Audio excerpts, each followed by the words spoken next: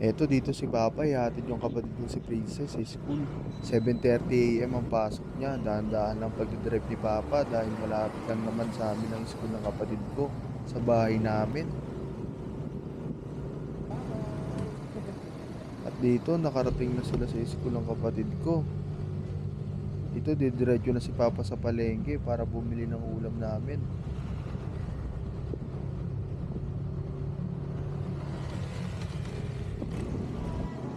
Dito inuna ni Papa bumili ng baboy. Susunod niya naman tong gulay.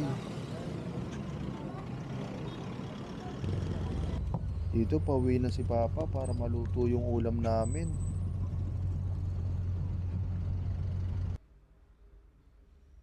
Dito sila mama tsaka si tita inaayos yung mga gulay na binili ni Papa. Ayun, pinapakita pa ni mama yung ingredients.